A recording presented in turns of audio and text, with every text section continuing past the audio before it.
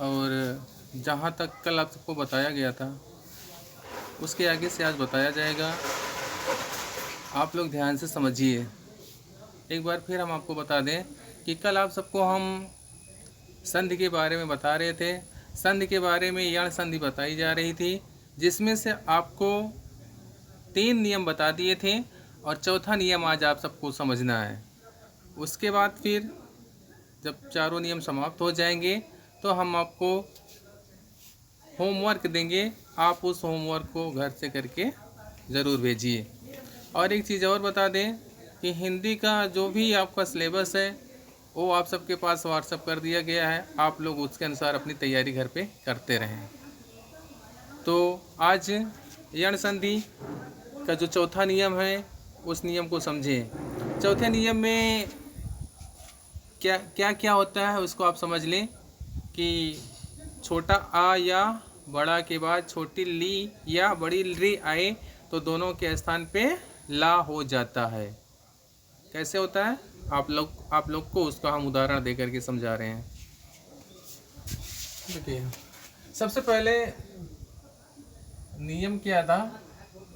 ई उ री और लरी, ये चार स्वर हैं। री लरी। अगर इन चारों के बाद कोई भी असमान स्वर आता है के बाद असमान स्वर आता है, असमान स्वर आए तो उसमें क्या हो जाता है? ई के स्थान पे या, उ के स्थान पे वा, री के स्थान पे रा और री के स्थान पे ला। ये यण संधि का नियम है कि ई उ री ली के बाद अगर कोई असमान स्वर आए तो ई के स्थान पे या, उ के स्थान पे वा, री के स्थान पे रा और री के स्थान पे ला। इन सब में 3 उदाहरण आपको हम बता दिए हैं। छोटे ई का उदाहरण बता दिए हैं, छोटा उ का उदाहरण बता दिए हैं, री का। कहने का मतलब ई के स्थान पे या कैसे होता है उसको बता दिया गया है। उ के स्थान पे वा कैसे होता है इसको बता दिया गया है। और री के स्थान पर रा कैसे होता है इसको भी बता दिया गया है। अब ये चौथा नियम आप लोग देख लें।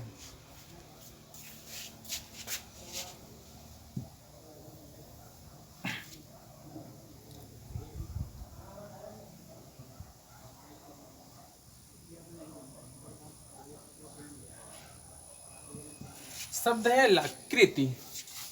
लाकृति का अगर हम संधि विच्छेद करेंगे तो क्या होगा? लाकृति शब्द बहुत ही महत्वपूर्ण शब्द है। ये कई बार बोर्ड पेपर में आया है, तो आप लोग इसे ध्यान से देखिए और इसे ये भी याद कर लीजिए कि ये किस संधि का उदाहरण है। लाकृति का अगर हम संधि विच्छेद करते हैं तो हो जाएगा ली प्लस आकृति, ली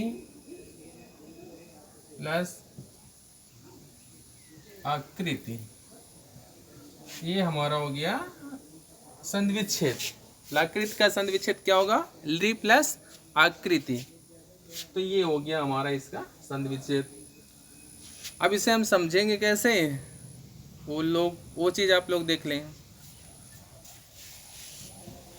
नियम क्या है कि ली के बाद कोई असमान स्वर आए तो ली के स्थान पे क्या हो जाता है? ला।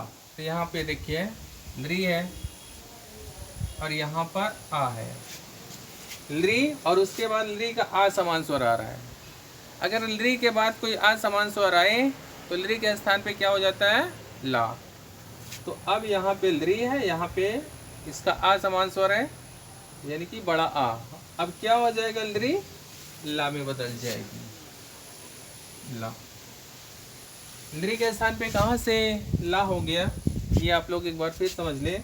इसका नियम है कि ई उ री ली के बाद अगर कोई असमान स्वर आए तो ई के स्थान पे या, वो के स्थान पे वा, री के स्थान पे रा, री के स्थान पे ला हो जाता है। तो इसीलिए यहाँ री है, यहाँ पे आ है, री का आ समान स्वर आ है, इसलिए री के स्थान पे ला हो जाएगा। अब तो आप सबके समझ में आ गया होगा।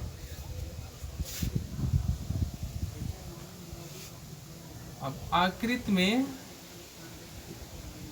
कोई भी परिवर्तन नहीं, ध्यान दीजिएगा। यहाँ पे ला है, यहाँ पे बड़ा आ है। अगर ला को बड़ा ला में हम बड़ा आ जोड़ देंगे तो बड़ा आ हो जाए, ला हो जाएगा बड़ा, यानी कि ला में बड़ा आ की मात्रा। यहाँ पे क्या बचेगा? कृति। अब क्या करेंगे? इस दोनों को हम जोड़ देंगे तो हो जाएगा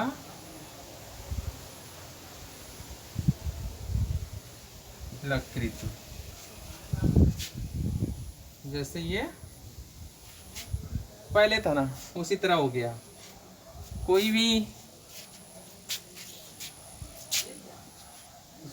भी अगर इसमें बात ऐसी हो जो ना समझ में आई हो तो आप लोग कमेंट करके पूछिएगा, उसे हम दोबारा बताने का प्रयास करेंगे। लेकिन जितनी भी चीज़ें बताई जा रही हैं आप सबको, उसको ध्यान से समझिए, और जो भी होमवर्क दिया जाए घर पे उसे आप लोग करिए। और होमवर्क करके आप लोग इसी नंबर पे व्हाट्सअप कर दीजिए, उसको हम चेक करके बताएंगे कि आपका कितना सही है कितना गलत है। और जो गलत रहेगा उसको आप लोगों को फिर से बताया जाएगा। और जो संधि है इसे तो बहुत ही केयर करके सुनिएगा, क्योंकि संधि निश्चित रूप से बोर्ड पेपर में आती है। खास करके जो स्वर संधि है, स्वर संधि के अंतर्गत जो भी संधियां हैं, कुल मिला के 5 संधि कुछ ज़्यादा ही इम्पोर्टेंट हैं, तो उसको कुछ ज़्यादा ही ध्यान दे करके समझिए। जो यण संधि बताई जा रही है उसमें से ये भी काफ़ी इम्पोर्टेंट है। तो यण संधि का जो 4 नियम है इसे भी आप लोग ध्यान से देखिए, और जो ना समझ में आए उसे पूछिएगा। उम्मीद करते हैं कि ये समझ में आ गया होगा। अगर समझ में ना आया हो तो आप लोग कमेंट जरूर करिएगा।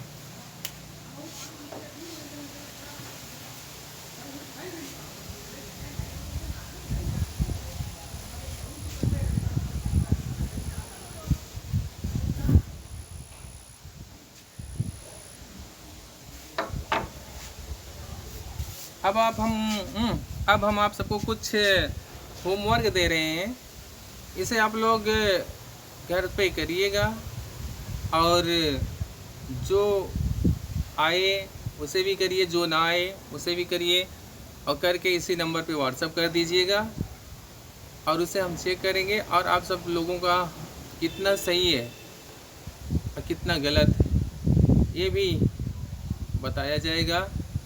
और जो गलत रहेगा उसे भी दोबारा आप सब लोगों को ऑनलाइन बताया जाएगा। अगर तब भी नहीं समझ में आया तो फिर कमेंट करिएगा।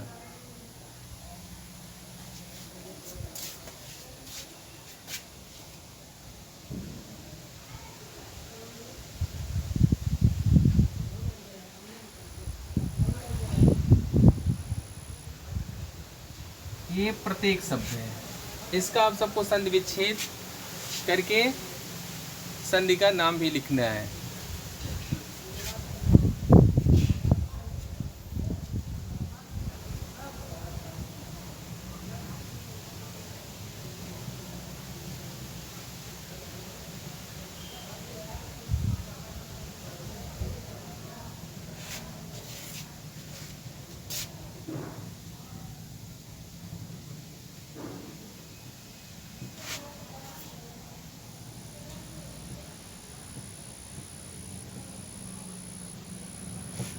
देखिए शब्द है प्रत्येक, अभ्यर्थी, स्वर्ग, अन्वय,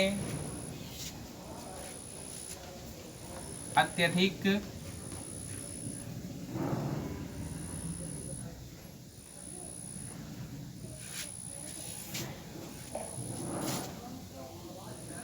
स्वर्ग,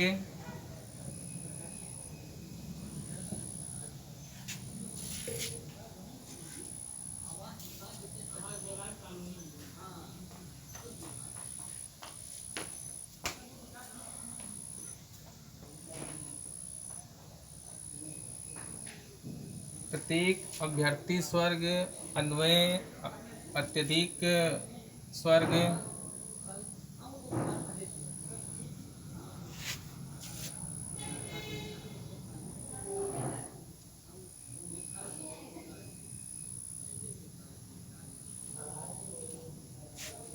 अन्वेषण। अब कुल मिला के कितने शब्द हो गए? 1 2 3 4 5 6 7।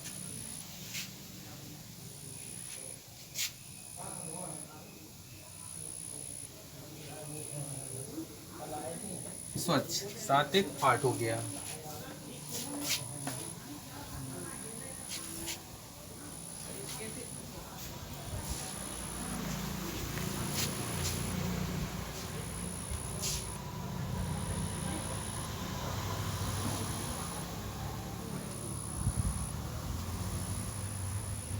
पर्यवेक्षण।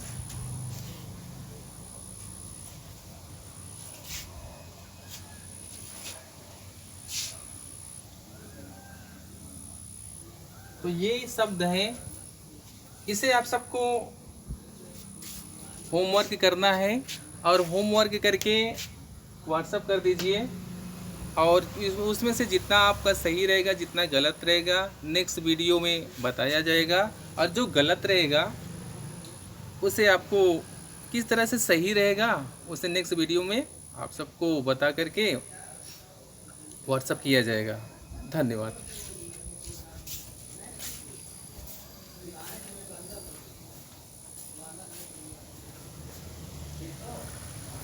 बनते ही जा रहा है।